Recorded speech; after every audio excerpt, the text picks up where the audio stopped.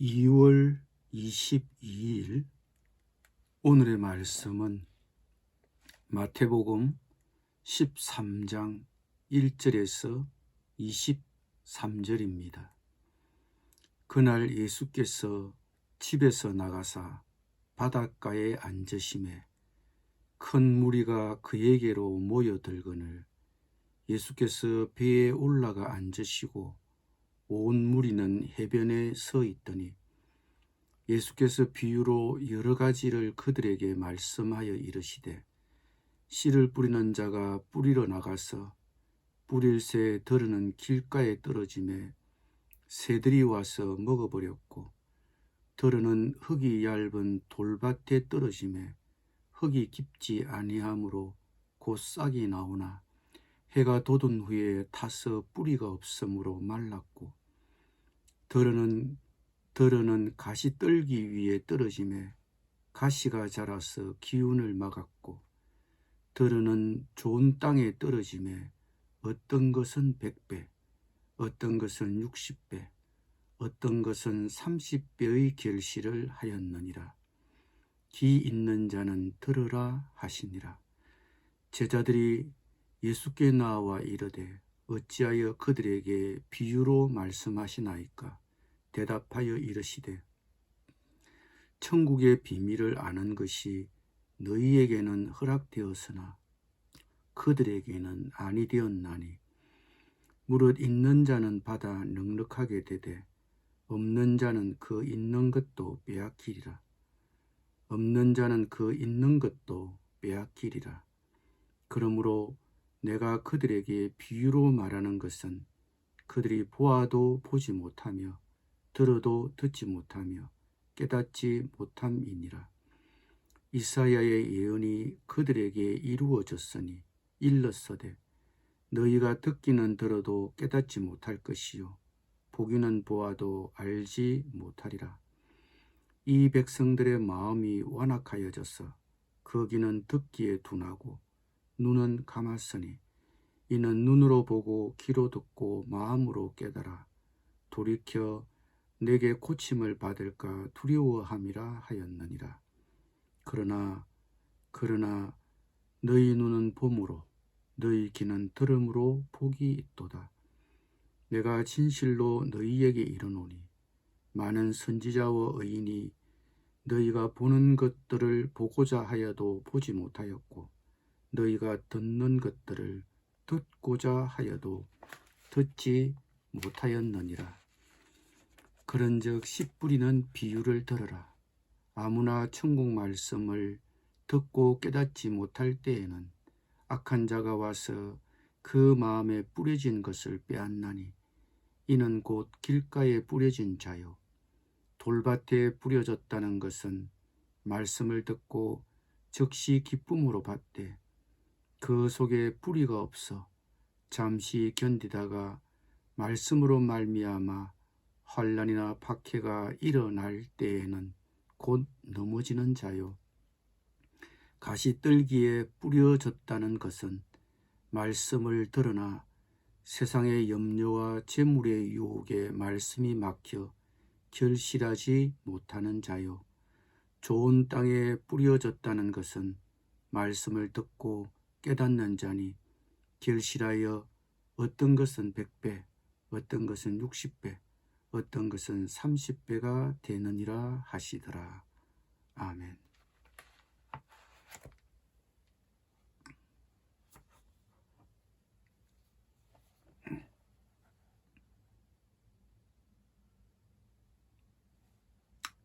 예수님께서는 자신의 핵심적인 진리들 가운데 많은 부분을 사람들에게 비유로 가르치셨습니다. 제자들이 그 이유를 묻자 예수님께서는 천국의 비밀을 아는 것이 너희에게는 허락되었으나 그들에게는 아니 되었나니 무릇 있는 자는 받아 넉넉하게 되되 없는 자는 그 있는 것도 빼앗기리라. 그러므로 내가 그들에게 비유로 말하는 것은 그들이 보아도 보지 못하며 들어도 깨닫지 못하며 들어도 듣지 못하며 깨닫지 못함이니라 하시고, 또 이사야의 예언을 인용하셔서 그들이 듣기는 들어도 깨닫지 못할 것이요 보기는 보아도 알지 못하리라고 하셨습니다. 예수님의 비유들은 두 가지 측면, 곧 표면적인 측면과 내면적인 측면, 즉 보다 통찰력을 요하는 측면을 갖고 있었습니다. 이러한 비유들을 통한 예수님의 가르침은 진정한 제자들을 가려내는 하나의 방편이 되었습니다. 곧 이 비유라는 방편을 통해서 누군가가 단지 이적들 때문에 예수님께 나온 자인지 아니면 진실로 예수님의 가르침을 이해하고 싶어서 나온 자인지를 분별해 낼 수 있었습니다. 전자는 다만 이야기를 듣는 것으로 기뻐하였고, 후자는 보다 깊은 의미를 깨닫고자 하여 준비하고 있다가 예수님께 설명을 요청하였습니다. 심지어는 제자들 중에서도 천국에 대하여 오해한 부분들이 너무 많았으므로 예수님께서는 천국의 본질에 관하여 한 번에 한 가지씩 바로 잡아 주실 필요가 있었습니다. 오늘 본문에서 예수님은 사람들에게 씨 뿌리는 비유를 들려주셨습니다. 보통 밭에 작물을 심고자 할 때는 씨를 뿌리기 전에 땅을 먼저 갈아엎습니다. 돌은 뽑아내고 잡초는 걷어내고 땅을 반반하게 다듬습니다. 즉 먼저 땅을 기경하고 파종을 합니다.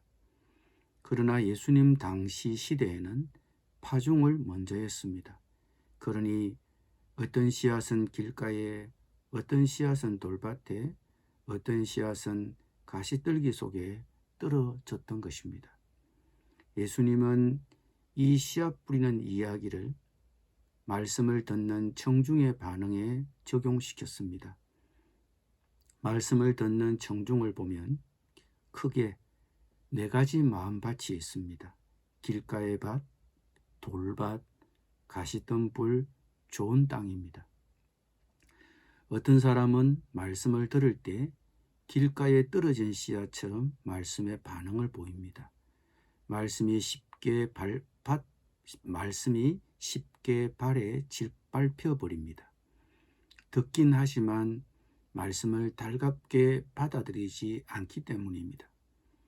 예수님의 고향 나사렛 마을 사람들도 예수님의 설교를 들었을 때 그 말씀을 달갑게 받아들이지 않았습니다.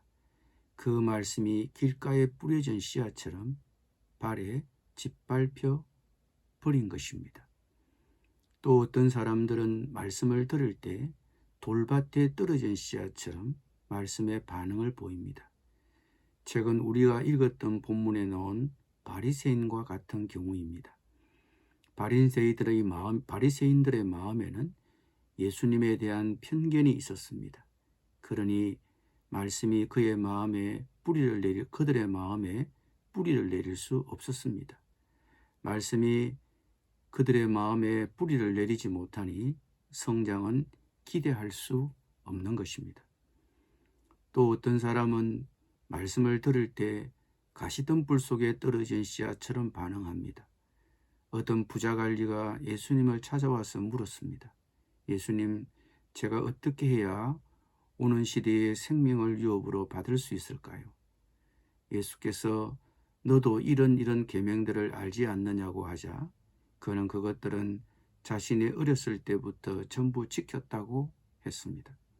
그러자 예수님이 아직 그에게 한 가지 부족한 것이 있다 하시고 그가 가진 것을 다 팔아 가난한 자들에게 나누어 주라고 했습니다. 이 말씀을 듣자 그 간호는 몹시 슬퍼하여 예수님을 떠났습니다. 그는 엄청난 부자였기 때문입니다. 그는 말씀을 들었지만 씨앗이 마음에 뿌리를 내리긴 했지만 재물 때문에 그 기운이 막혀 열매를 맺지 못한 경우입니다. 또 어떤 사람은 말씀을 들을 때 좋은 땅에 떨어진 씨앗처럼 말씀에 반응합니다. 말씀을 듣고 간직하여 인내하면서 열매를 맺는 사람입니다. 예수님이 부르셨을 때 떳떳하지 못한 직업을 버리고 예수님을 쫓은 세리마태와 레위가 있습니다. 마음 깊은 곳에서 예수님의 용서를 체험하고 눈물로 예수님의 발을 씻기고 그 발에 향유를 부은 이름 없는 한 여인이 있습니다. 예수님의 전한 말씀이 이미 열매 맺고 있음을 보여준 많은 사람들입니다. 예수님의 씨 뿌리는 비유 이야기가 우리에게 던지는 말씀의 핵심은 무엇입니까? 하나님의 말씀은 듣는 사람들의 마음의 자세에 따라 그 결과가 판이하게 달라질 수 있다는 것입니다. 그러므로 우리가 하나님의 말씀을 들을 때 참 조심해야 합니다. 말씀을 듣는 사람들 가운데는 길가와 같은 마음이 있습니다. 길가에 떨어진 씨앗은 땅속에 들어가지 못해 싹이 나지 않습니다. 그리고 떨어지자마자 사람들의 밭에 밟히고 공중에 새가 와서 먹어버렸습니다. 길가와 같은 마음의 사람은 말씀을 들어도 전혀 감동이 없습니다. 그 말씀이 그 사람에게 전혀 영향을 주지를 못합니다. 자기 욕심 때문에, 하나님에 대한 잘못된 편견이나 선입견 때문에, 듣고 싶지 않은 마음 때문에 말씀이 그 마음에 들어갈 틈이 없습니다. 이런 씨앗은 쉽게 밟히기도 하지만 땅속에 뿌리를 내리지 못하기 때문에 새들이 와서 먹어버린다고 합니다. 19절에서 예수님이 해석해 주시기를 이 새들이란 악한 자, 마귀라고 합니다. 길가에 떨어진 씨는 말씀을 듣긴 하지만 그 뒤에 마귀가 와서 그들의 마음에서 말씀을 빼앗아 갑니다. 또 말씀을 듣는 사람들 가운데는 돌밭과 같은 마음이 있습니다. 돌밭은 그래도 흙이 얇게 깔려 있는 밭입니다. 말씀을 들을 때 기쁨으로 받는 마음입니다. 감동도 있고 기쁨도 있습니다. 그런데 그 감동이 오래가지를 못합니다. 그 속에 뿌리가 없어 잠시 견디다가 말씀으로 말미암아 환난이나 박해가 일어날 때에는 곧 넘어지는 자입니다. 우리가 하나님의 말씀을 들을 때 일시적인 감정에 머물러 있어서는 안 됩니다. 말씀을 듣고 뿌리를 내려야 합니다. 신앙생활에 어려움을 만날 때 넘어지지 말아야 합니다. 또 말씀을 듣는 사람들 가운데는 가시떨기로 덮인 밭도 있습니다. 씨앗이 가시떨기 속으로 떨어지면 뿌리는 내릴 수 있지만 위로는 올라가지 못합니다. 가시가 막고 있기 때문입니다. 왜 신앙이 성장하지 못할까요? 무엇이 그 사람의 신앙 성장을 막고 있을까요? 22절에서 예수님의 해석에 따르면 세상의 염려와 재물의 유혹이라고 했습니다. 세상 걱정이 많아서 재물에 대한 유혹 때문에 말씀의 씨앗이 뿌리를 내리고 싹을 틔우긴 했지만 더 이상은 뻗어나갈 수가 없는 것입니다. 물론 이런 분들이 말씀대로 살려고 하는 마음이 전혀 없는 것은 아닙니다.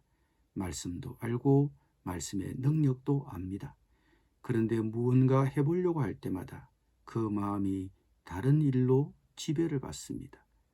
길목을 가로막고 있는 장애물이 있습니다. 그것이 세상의 걱정과 재물의 유혹입니다. 그러므로 나의 신앙이 그 이상 자라고 있지 못한다면 그 장애물이 무엇인지, 무엇이 말씀의 기운을 가로막고 있는지를 잘 살펴보셔야 합니다. 마지막으로 말씀을 듣는 사람 가운데는 좋은 밭이 있습니다. 예수님은 이 좋은 땅에 대하여 말씀을 듣고 깨닫고 결실하여 어떤 것은 100배, 어떤 것은 60배, 어떤 것은 30배가 되는 땅이라고 하셨습니다.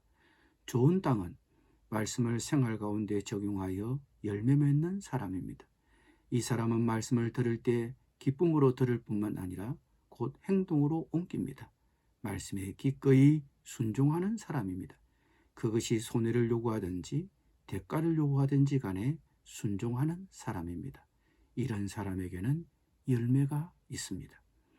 우리가 말씀을 들을 때 이런 자세를 가져야 합니다. 최근 우리가 들은 말씀이 무엇입니까? 어떤 선택과 결단을 요구하셨습니까? 말씀을 듣고 순종하십시오. 열매는 자연스럽게 얻어지는 것이 아닙니다.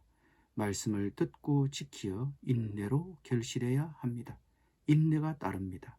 시간이 걸립니다. 그러나 결국 열매가 있습니다. 그것이 30배가 되든 60배가 되든 100배가 되든 하나님이 그 열매를 맺게 하실 것입니다. 기도드립니다. 주님, 매일 성경을 통해 무슨 말씀을 듣든지 그 들은 말씀을 마음에 뿌리내리고 말씀의 기운을 막는 세상 걱정과 재물의 유혹을 이기고 말씀을 듣고 지키어 인내로 결실하게 하여 주시옵소서. 예수님의 이름으로 기도드립니다. 아멘.